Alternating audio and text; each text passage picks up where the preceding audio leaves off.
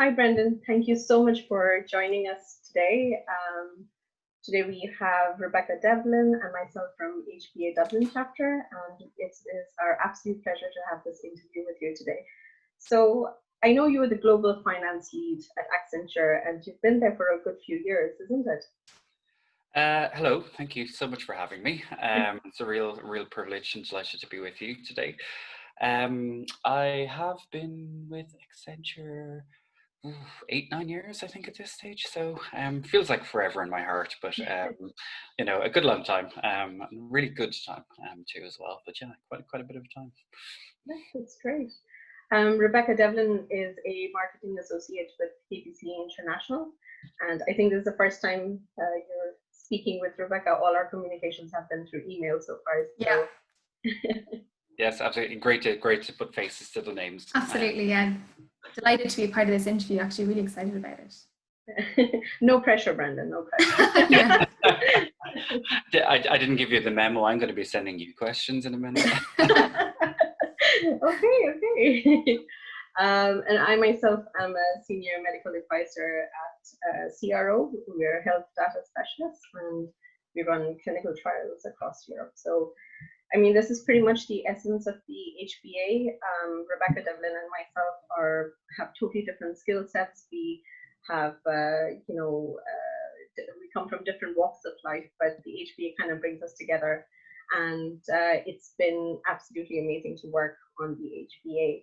So as I've already told you, HBA is a global nonprofit organization, and its mission is to promote gender parity, gender equality, and united workforce in everywhere, and of course with our corporate partners as well.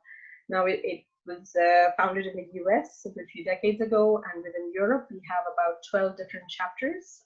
So 12 different, I think it's about 10 different countries, and they are all focused very much on the HBA mission. We organize events, workshops, seminars, interviews to educate our friends and members of the HBA, and this acts as a resource that they can tap into and build on to kind of promote the HBA mission and to empower themselves as well. And we also, of course, do, we also have other kinds of activities with our corporate partners. We run mentorship programs. Actually, there's currently a mentorship program with students in UI Galway. So getting them in touch with, mentors in corporate partners, and we also do the ambassador program. And all of this is to further the HBA mission, but in a more tailored format to the institutions or the company's framework. So this is quite different, but maybe, we still find similarities, Brendan, with your, mission and focus. So you're a great supporter of united and integrated workforce with the cause that you support so passionately. At Accenture, you have the responsibility for the LGBT and the Employee Resource Group and the Ally Program for Ireland. And outside of work, because you must have so much free time, you are on the board of the National LGBT Federation of Ireland, which is a registered charity.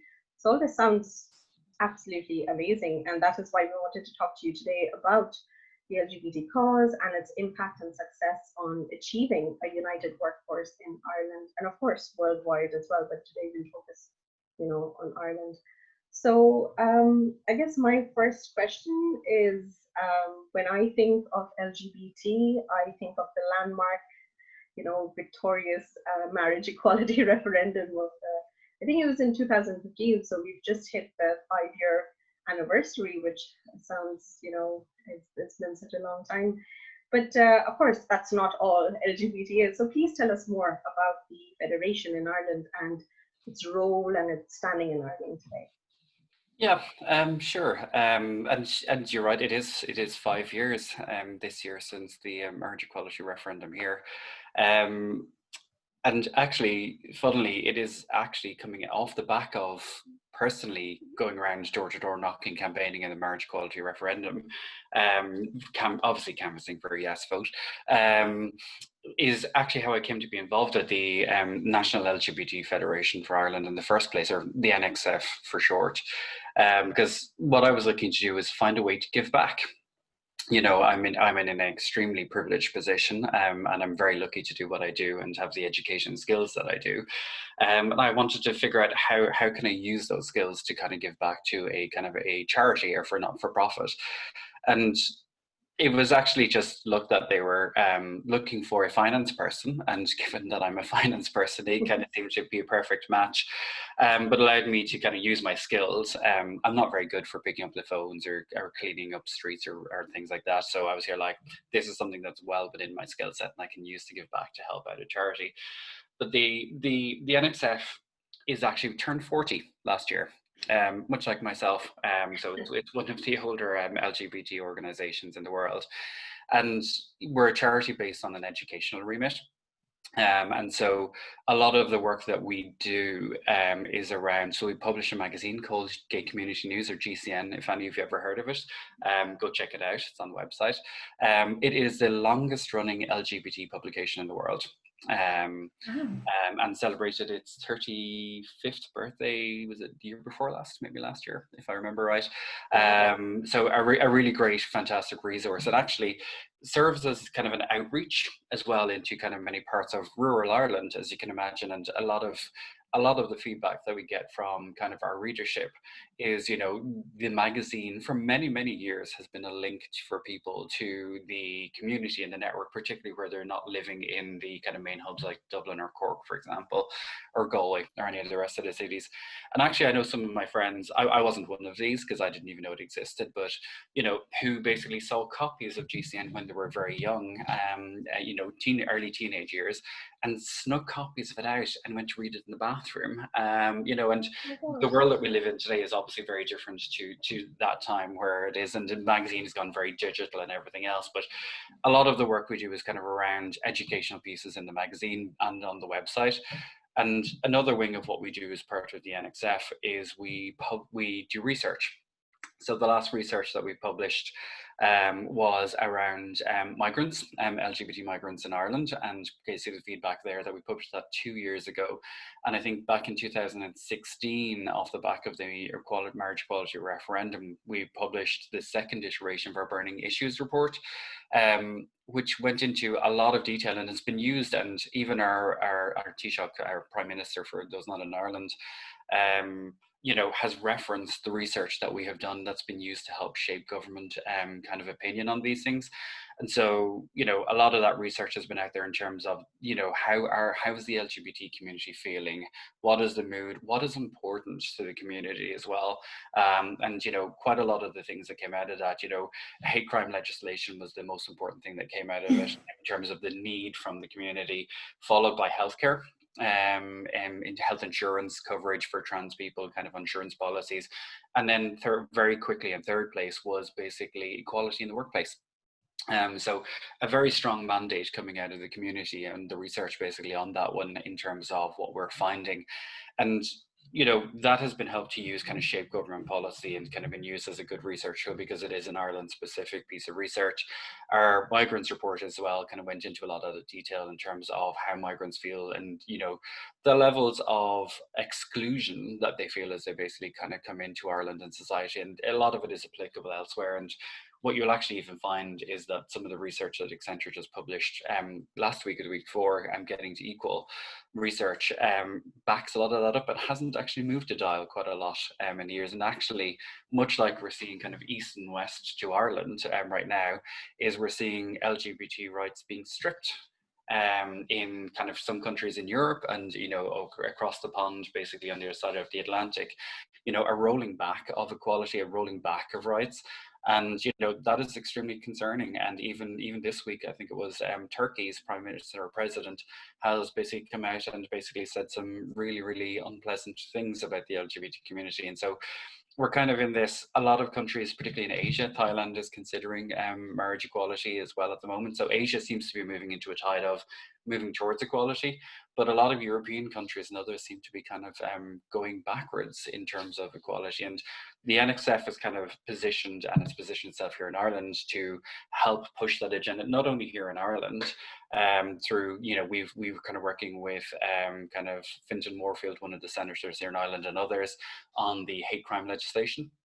that's been going through the Irish kind of Parliament, and is still pending, and supporting other LGBT organisations in terms of trans rights and everything, but bringing awareness to everything through the magazine, through our articles, and through guest writers. I've written for GCN myself and had some things published in there around the intersectionality of how the workplace plays a role into basically how we can help push forward the equality agenda going forward as well. And it's really all of these things kind of coming together kind of in different ways, but to bring around that quality, bring around that awareness, and even through, our kind of international award at the galas, which the NXF also hosts, which are the Gay and Lesbian Awards for anyone not familiar with them.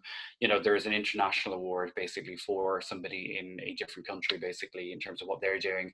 And we have some incredibly worthy recipients over the years. And the latest installment was held earlier this year.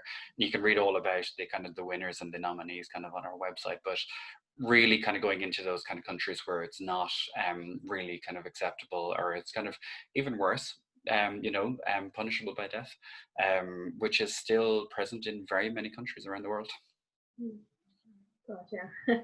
That's shocking to hear that it's gone and is going backwards a little bit in some countries. And I think one thing that you highlighted very well there is how important it is to have these organizations like the NXF and these sort of support systems for the cause to sort of continue to push it forward and to create awareness.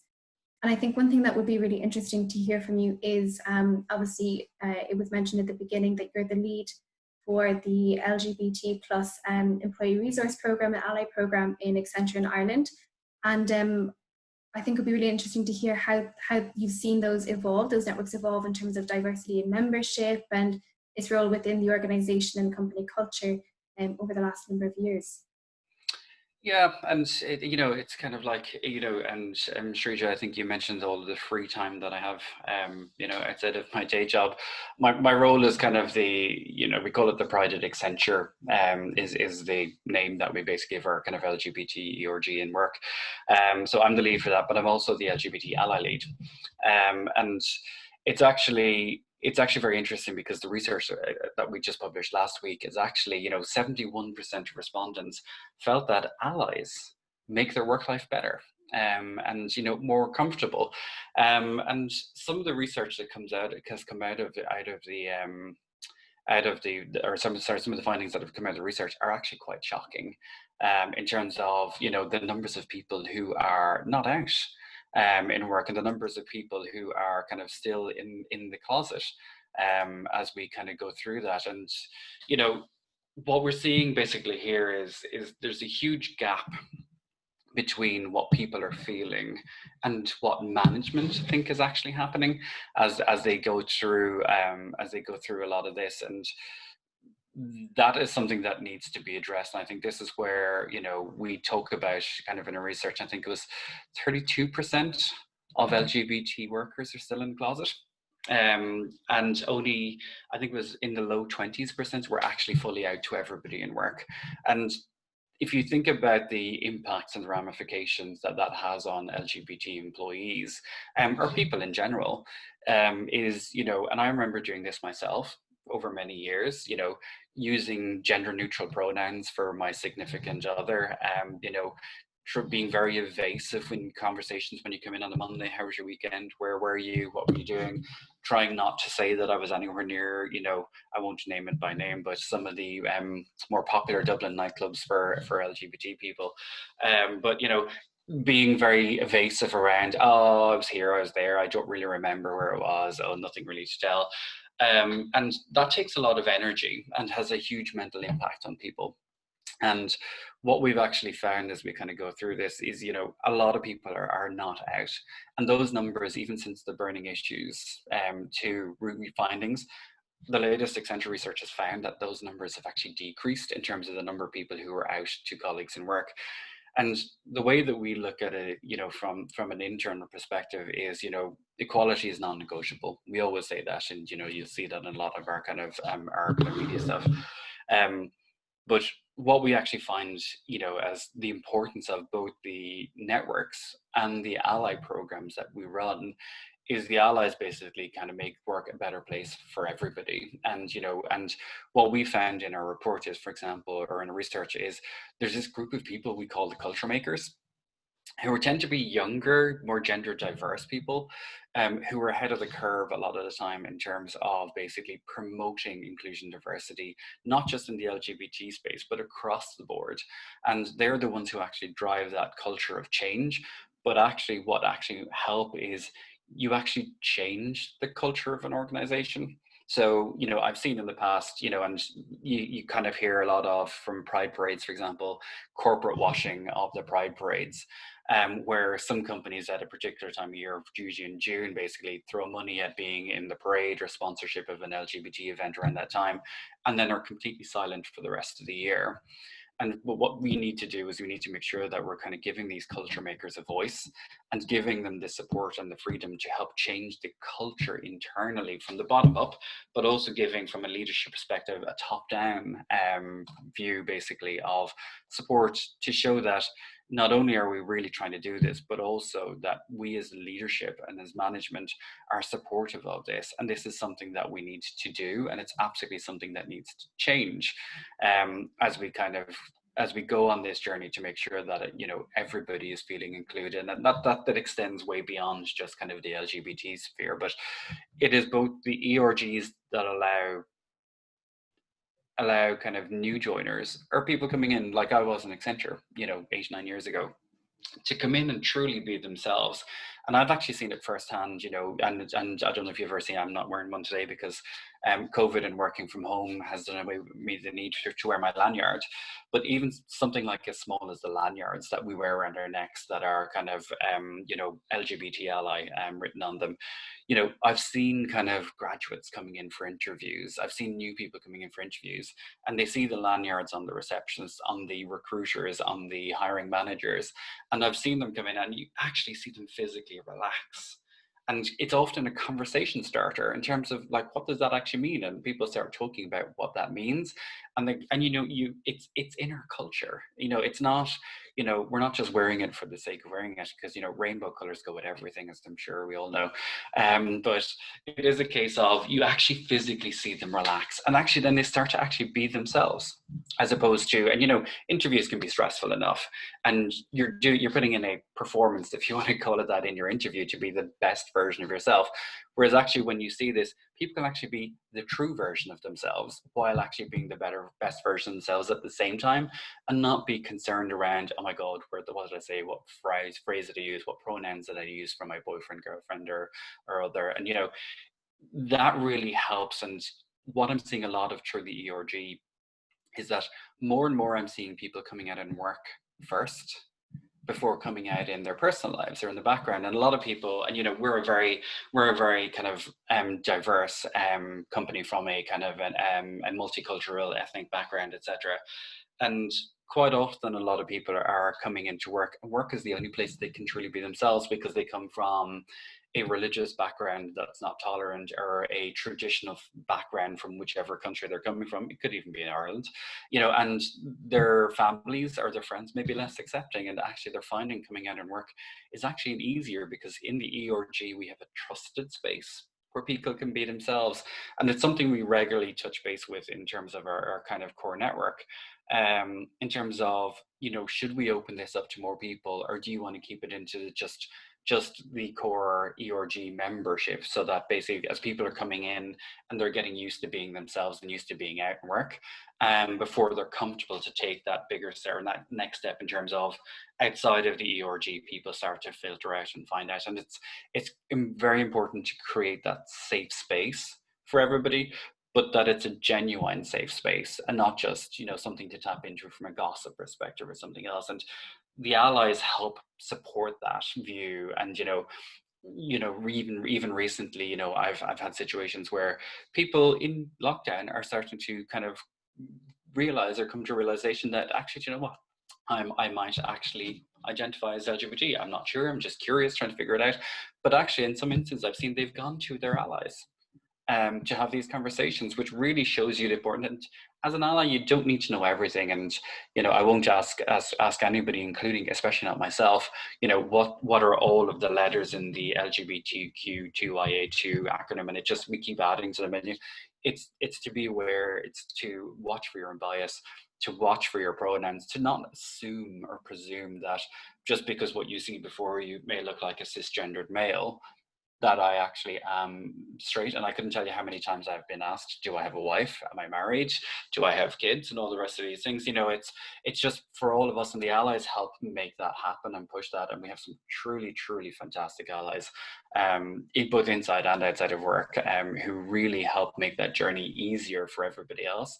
And it's really just watching for those things, and the power of the allies, the power of the lanyard, and the power of the ERGs really help shift the culture both internally within the organization, but externally as it starts to get out into the marketplace. And that's where we see a lot of people coming to us, because they know that we've got a culture of equality that supports everybody. And that really kind of makes it feel like that's somewhere they feel like they can come and work and be themselves. And I appreciate I was doing a lot of talking there, so. It's fantastic. Thank you.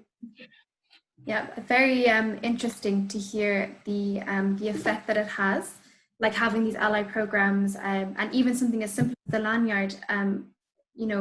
Letting somebody new to the organization or potentially know that they can relax and be themselves. Something so small can make such a big difference.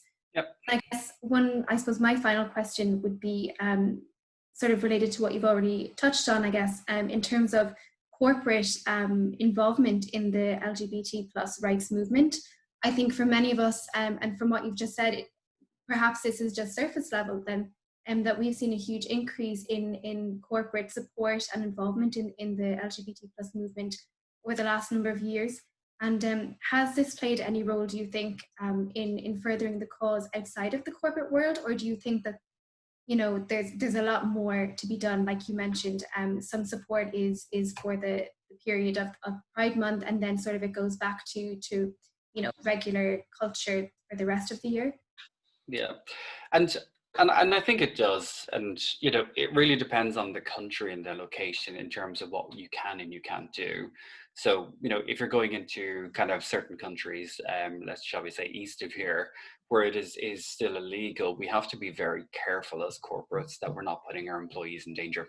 And that is one challenge a lot of companies have. And a lot of companies in this space and who are doing all of these things to promote equality will do the right thing to keep their employees safe first, while trying to push the equality agenda, if you want to call it that. And I think one of the things around corporates is that we need to be careful, because one of the findings kind of in the research was that 68% of leaders feel that they create empowering environments, not just for LGBT staff, but other parts of equality. But only 14% of LGBT employees feel supported by their employer. So there is a huge gap between what's being felt on the ground versus what we think we're doing. And when you ask the question in terms of is what companies doing trickling out wide into the wider place, I would say absolutely it is, because if you think about, and I quite often say this, and sometimes it sounds terrible and sometimes not so much, but when you think about the amount of time you spend at work and the amount of time you spend with your colleagues at work, you're probably seeing people you work with longer, more often, and more regularly than you're seeing people in your personal life. So your family, your friends, because you see them maybe an hour or two during the evenings in the week, maybe at the weekends, where you're spending 8 hours a day for 5 days a week in your workplace. And the way it trickles out is by giving people a confidence to be themselves in their workplace. It gives them more confidence as they leave the workplace, to be themselves, to be truly themselves, and also to help others as they go along, so like the, giving back kind of a thing in terms of being mentors, helping other people change. And, what I see, my reason for being involved in the network is I didn't want to see graduates coming out of college going back into the closet. And I think, I can't remember where the statistic was, I think it might have been the Human Rights Campaign, 62% of out college graduates go back into the closet in their first jobs. Wow. And, you know, I don't want that to happen kind of here or anywhere that I work, in terms of people coming in to feel comfortable in themselves, not to be watching their pronouns, not to be watching, you know, oh, I was in, you know, said nightclub or wherever it is at the weekend, and becoming subject to salacious gossip. So it is a case of, you know, it trickles out by giving people confidence to be themselves, to give them a safe space to be comfortable in being themselves, but also, you know, making sure that they're happy, because if you're not happy in your job, it has a trickle effect outside of your life as well, and on your mental health, and all of those things, you know, kind of trickle out. You know, it's kind of plant the seed, and kind of it will spread its way around, but also the people will spread their way around. And so what I see, for example, is we have charity days that we can use, and we encourage kind of everybody to use them for whatever charity is nearest and dearest to their hearts. I use mine for the National LGBT Federation, you know, and that's my way of giving back. And a lot of other of my colleagues and people in our ERG and our Pride network use it to give back to kind of children's charities like Belong To, for example, you know, who are more focused on younger people, or with TENI, which is Trans Equality Network Ireland, around transition rights. And even what we've been doing internally is, you know, we've published transition guidelines for all of our leadership to help people who may be transitioning. We've introduced gender neutral bathrooms into all of our offices, etc. So small things that we do in corporates can make life very different for people and make it easier, and create that safe space for people to be comfortable and confident. And, you know, that really kind of empowers people then as they kind of go out into the big bad world, as we call it, outside, with a little bit more of confidence and even a smile. And actually, do you know what? A group of friends, and how many of us actually have really good friends in our workplace, you know, and how many of us socialize with our work colleagues outside of the office. You know, well, obviously not in these times where we can't even get outside the door for the most part, but, you know, and that's the challenge that this has, you know, in kind of in terms of it does trickle out. And even in some countries, for example, you know, in the US, we signed a thing called, as a company, we signed a thing called the amicus brief, which was basically a Supreme Court request for people to weigh in on, you know, why they should go for marriage equality in the US. And so some countries you can do something, some countries you can't, and for legal reasons. But, you know, I think it does trickle out, and, you know, by companies even taking part in Pride, you know, there's a lot of cynicism around, you know, companies taking part in Pride, and you're only doing it for the marketing and you're blah blah blah and all the rest of it. But actually, what I actually find is, I mean, like, you know, we don't go in, you know, there's obviously marketing, we obviously have t-shirts and everything else, but what we actually find is it's the allies who are coming to us. So every year it's kind of, what are we doing for Pride? And they are really genuinely enthusiastic to do this. And we actually let our people drive the agenda kind of in terms of what we do. And it's actually, our people want to march in Pride because they want to show their support. And they want to basically be there, and it's a fun day, and it's great, and it's family friendly and all the rest of it. But we're not putting 200, 300, 400 people into Pride as a marketing exercise. We're doing it because our people want to do it, and they want to show support for their colleagues, for their kids, for their friends. And even back to the example of the lanyard. So you asked, you know, how do corporates kind of influence the world? One of my colleagues wore the lanyard to one of her friend's house because she just forgot to take it off, and one of her friend's kids saw it. And that sparked a conversation of a coming out journey for that kid, you know. And it's just, you know, seeing the lanyard and seeing the power of that outside. So somebody who didn't work in the company saw the lanyard and decided to have a conversation around it. Or even, you know, a couple of years ago, the International Women's Day event that we host, a schoolgirl came up to me and asked for lanyards and everything, and, you know, she decided to tell me I'm pansexual. I said, like, super, great, delighted for you. Just, it's the first time I've ever said it out loud. A 12 or 13-year-old girl just told an absolute and utter stranger something deeply held and personal that she hadn't told anybody else. You know, and that is, I did happen to be standing at the very big rainbow embossed stand. So it kind of gave it away a little bit, but and we were kind of handing out lanyards and stickers and the whole lot of other stuff. But, you know, it's that's how we can help shape things, and that's how changing, supporting the charities, giving people a safe environment, and giving them the confidence and the courage to go out in the world. Well, that's fantastic. Yeah. And I think you touched on so many things. That, I mean, LGBT is a fantastic cause, and You do so much work in different areas. HBA is, has a lot to learn from the LGBT.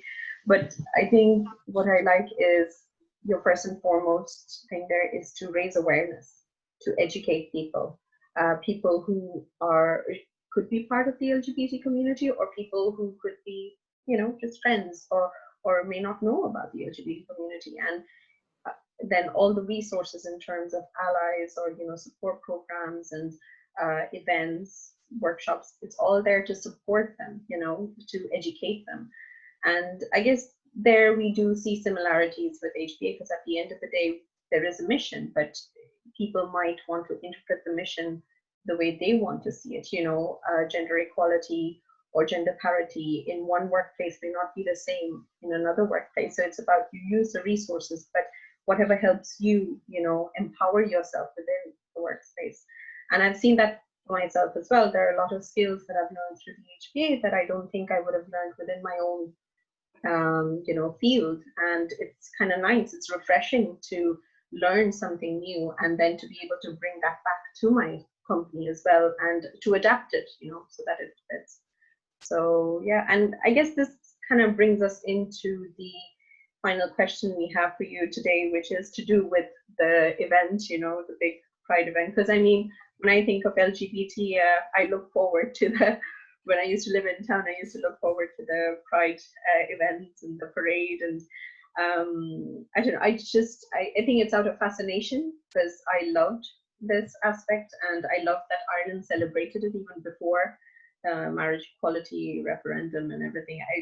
It just made, as a foreigner at that time, it made me feel like, this is a very open culture. If you can have a parade accepting people, that's nice. And I always got a very warm feeling from people around Ireland, and this kind of just, reinforced that even more.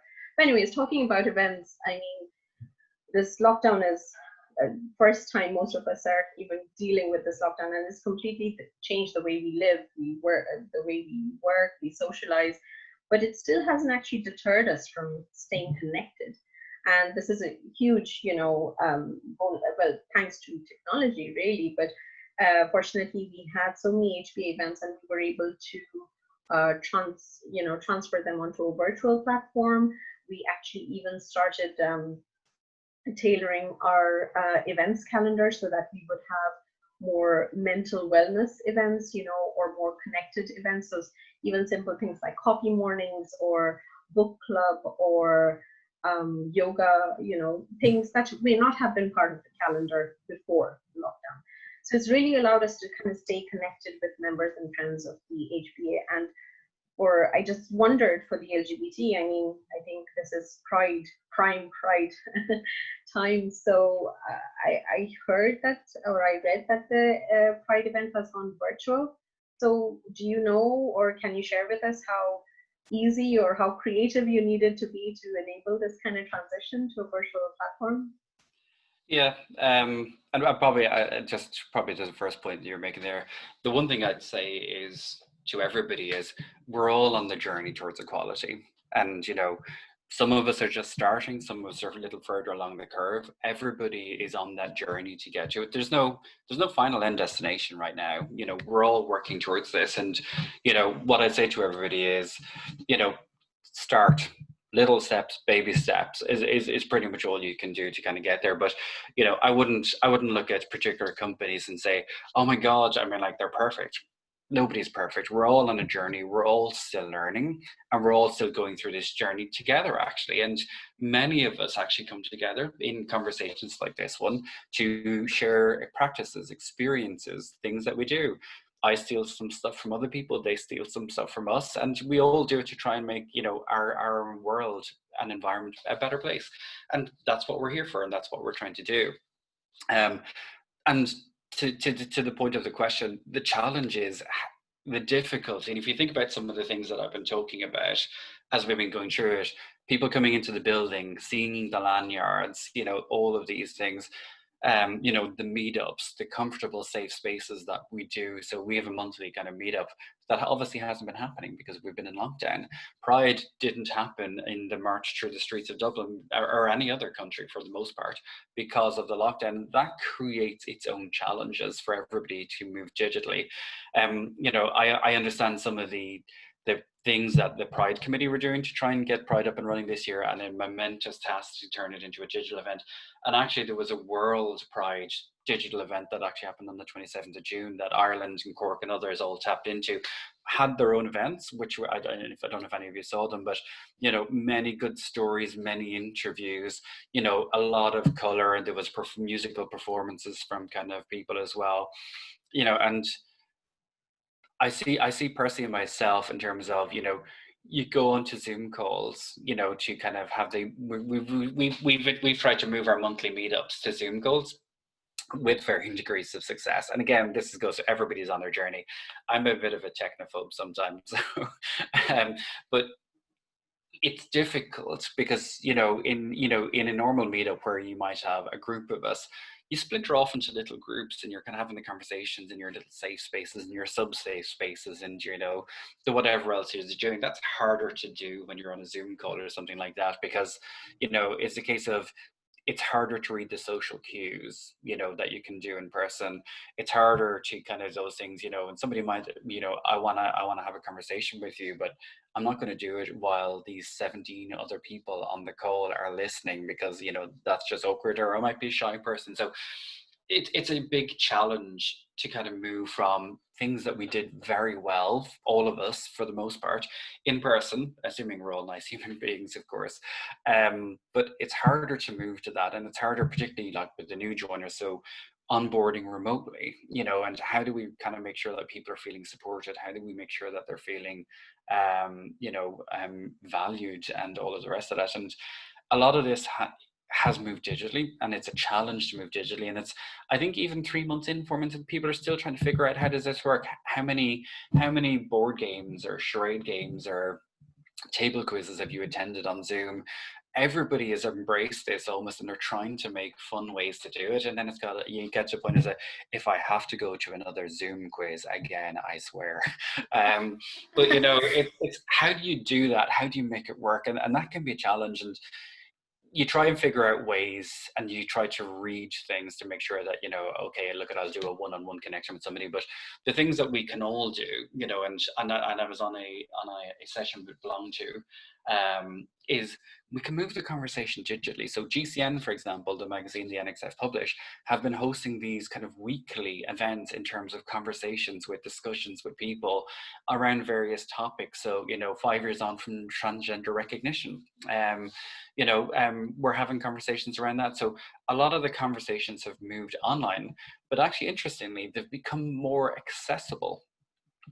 Because, you know, while a lot of events might have been streamed live, you know, it's now that everybody's kind of stuck inside and not going anywhere, you know, whereas it might have been a struggle to get to a certain place at a certain time for a live event, people are now tuning in from all over the country. And actually what this has actually done is it's moved the conversation from the cultural hotpots, if you want to call them that, or the hubs like Dublin's, the city centres, the town centres, and moved it to, you can be on Achill Island and dial into a Pride Parade, you know, and that in itself is wonderful. It's a very different experience, but it actually is helping, much like the GCN magazine helps create that connection to a network. Having moved everything digitally is kind of there. And, you know, I asked Manunya from Belong To, you know, a question in terms of, you know, how do we show our support in this world going through Pride, of where we can't physically be there? We're not walking in the street with our rainbow flags and our families and all the rest of it, but doing it digitally, posting on your Twitters, your Instagrams, your Facebooks, your Snapchats, your TikToks, or whatever it's called, you know, and all of these things. There are different ways that you can show your support, and even internally in companies, by email signatures, flares on your people profiles, on your portals internally to show that you're an ally. Or other things, and even coming onto calls like this. I mean, I put this rainbow flag that's going behind me, small things, and it doesn't have to be just for LGBT, it can be for anything across the spectrum, be it, kind of cultural, ethnic, gender, all of these things, they can all be kind of help show your support. And, it's just literally by, when you would have been walking through the streets of Dublin, it's by, making it clear on your social media presences, what do you call those little frames or whatever it is they put on your pictures, profile pictures and stuff like that, are a good way to show your support. And that does create its own challenges. You still don't get the same kind of connection points, but the difficulty, I can't even imagine the difficulty that the Pride Committee and team had to pull all of that together, get all of the video submissions in from, the community groups, the individuals, the companies, etc., that all went into that, and piecing it all together and staging a semi-live, semi-pre-recorded event, kind of everything was in the Mansion House, to go out there was just a phenomenal task, and kudos to the entire team for pulling it together. But, it is a case of, we say we look forward to next year when we can do it again, but in this continuing environment, we have to keep moving it online. We have to keep showing our support, because these are the times where people are sitting in, they're thinking more about things voluntarily or otherwise, and it's these times where we really need to look out for each other and mental health, our support, and think back to those examples of where people's only out of being themselves was actually in an office. They now no longer have access to that. And it's making sure that we're accessible, that we're open, that we're showing that support, is critical as we kind of moved into this digital world. And to continue to show our support. And, sometimes that's one-on-one, sometimes that's a Zoom quiz. And sometimes it's, and I don't do it myself, but sometimes it's a watch party for RuPaul's Drag Race, whatever it's called, or something like that. I don't know, whatever floats your boat. But it's and equally, coming through Pride Month, there's a host of material on Netflix and on Amazon Prime and all of these documentaries and stuff to help educate. So as allies, go and watch one or two of them, and it'll help you. And what we've seen, we in Accenture sponsor the Gays Film Festival, which allows people to see themselves visually represented on screen in the whole sphere of the rainbow, and different characters, different things, and that creates a great visual. But as some of my very good allies here in Dublin and in the office would say, I never knew that.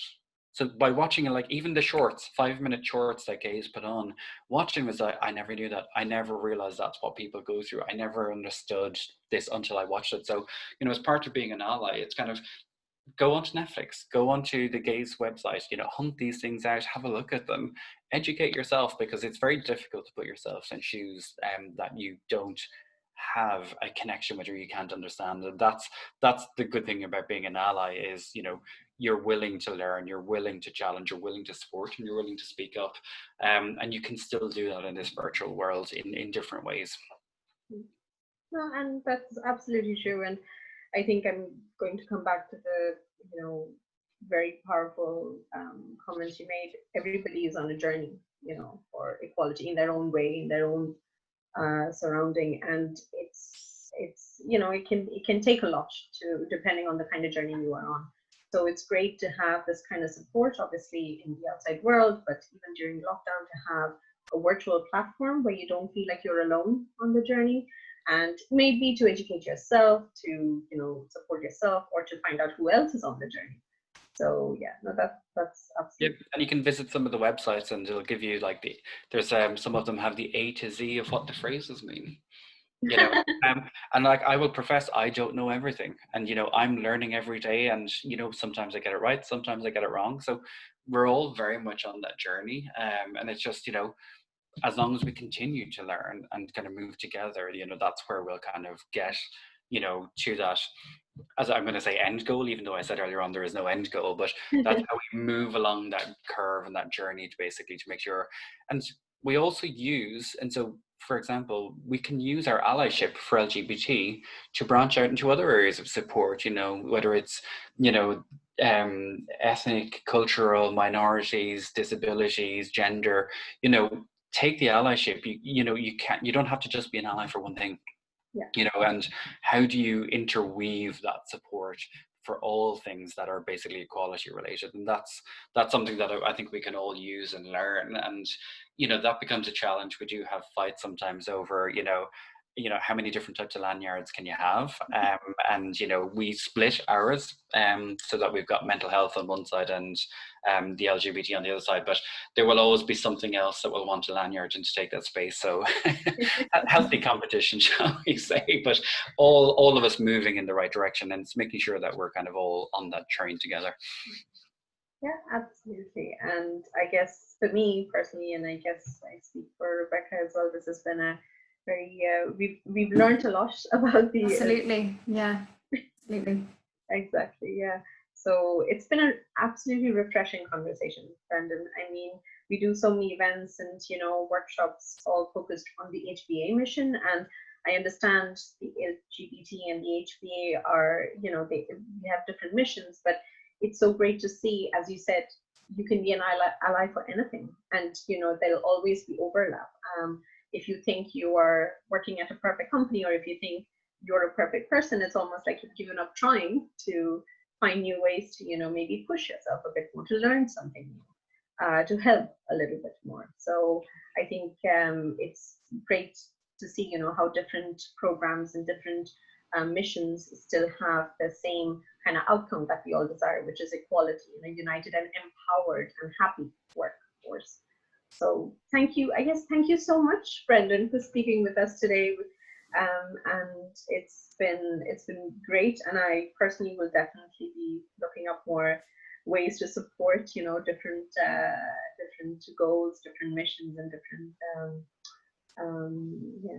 missions. So thank you, and wishing you the very best for all the upcoming events at Accenture, at LGBT, everywhere. And Rebecca. Yeah, thanks a million, Brendan. It's been a super, super interesting conversation. And I think we've learned a lot about the cause and the challenges you're continuing to face, and you know, hopefully all of us can get more involved in coming together and, you know, furthering your mission, and, you know, continue to create awareness where it's needed. And just create a more unified society in general, and a workforce. And I'd say a big thank you to both of you for giving me this opportunity to come and talk to you. The very fact that you're doing this shows that you're already great allies, and, you know, you're well on your journey, as we were talking earlier on. So thank you so much for this. And it was really interesting for me to learn about the HBA as well.